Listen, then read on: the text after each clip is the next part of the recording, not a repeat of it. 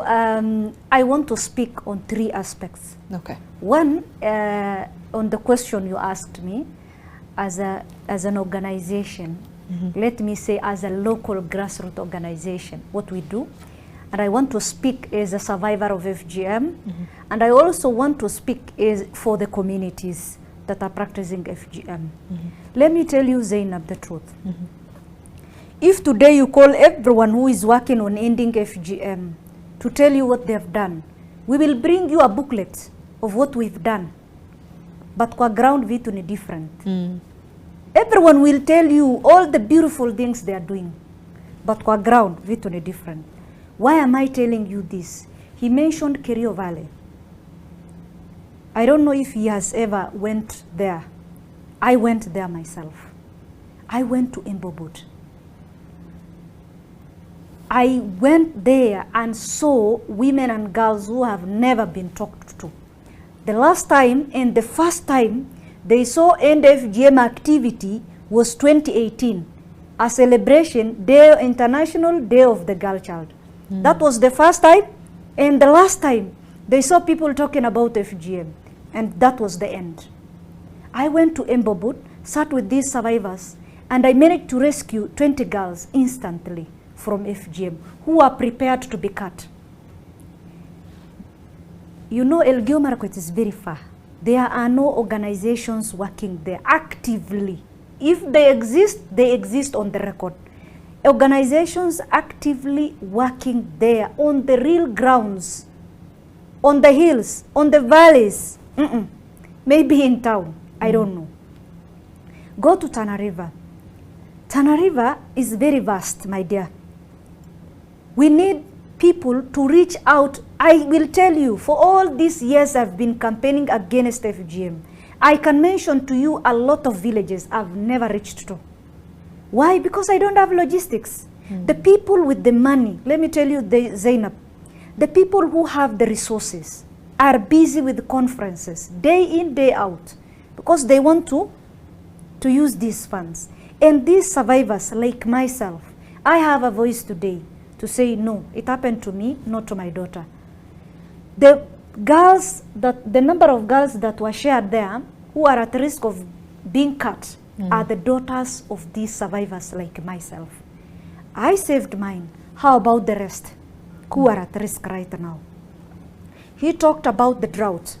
Drought is actually a crisis right now. But now it has really increased gender-based violence in those counties that are experiencing droughts. Teenage pregnancy is very high, according to even the KDHS, you saw it. Child marriage is very high. FGM is very high in those counties. How are we going to solve it? I have the answers. Now, I want to speak again as a survivor. As a survivor of FGM, let me tell you, it's the wearer of the shoe who knows where it pinches. I feel the pain. I went through FGM, and I want to see every girl free from FGM. But I don't have the resources to reach to every survivor. What happens? We want to shift. Every time we want to engage so many people, we want to engage type. Yes, one approach is never enough. The media has actually the biggest platform of reaching out to millions of people instantly. And that's why I want to thank you, Zainab, for this opportunity. The people who are watching me today, can everyone take that challenge to speak to one survivor? If one survivor can save one daughter, and we are 100 people of us who spoke to 100 survivors, one each, we are already saving 100 girls from FGM. But when we go somewhere, just talk to people randomly because you have a donor to report to. What happens, my dear, to those girls who are at risk of being cut? I have been singing since I started campaigning against FGM. I was just an activist. I was a survivor. I started campaigning against FGM 2008. Okay? So my daughter is now in November turning 15 years. She's now 14. So how are we going to ensure that survivors like me who do not have the voice are being given the confidence to share their stories and save their own daughters.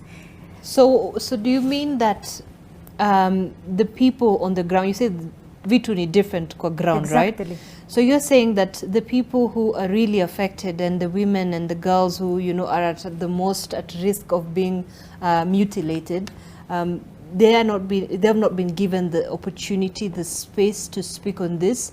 Do they not have the support? Do they lack the safe, you know, space to be able to allay their fears on what is happening in the communities? And how do then we address that? Is that the biggest issue right now? Exactly. In fact, I was coming to that point. I'm thinking of us having a safe space for FGM survivors where they can, like for instance, I started seeing conferences in 2017. That was the first time I engaged with one of the organizations that were dealing with ending FGM. Okay. So 2017, that is, since I started campaigning from ending FGM, I didn't even know FGM, there are other people who are fighting FGM until 2017 when I started meeting other people from other parts of Kenya. So now my question is this: are we driven by passion or not by passion? So now, why am I singing? Since I started you know, getting to these conferences, I've been singing. I don't have the resources to bring all the survivors together, but I've been singing, can we give a safe space to these survivors? Okay. People do not want FGM to end, Zainab. Why am I saying this? If today you bring 200 survivors for a conference, you are already assured these 200 survivors make a commitment, we already assured they will save 200 girls instantly. But we don't want that. People don't want FGM to end. I am sorry to say this, but that's the true picture. Today, I don't have funding. With the minimal resources I have, sometimes I just struggle from my pocket. And I am able to show you in Tana River, this is a girl I saved from FGM. This is a survivor who is now on this platform because of my efforts. Right. How about the billions that have been spent in the name of ending FGM? But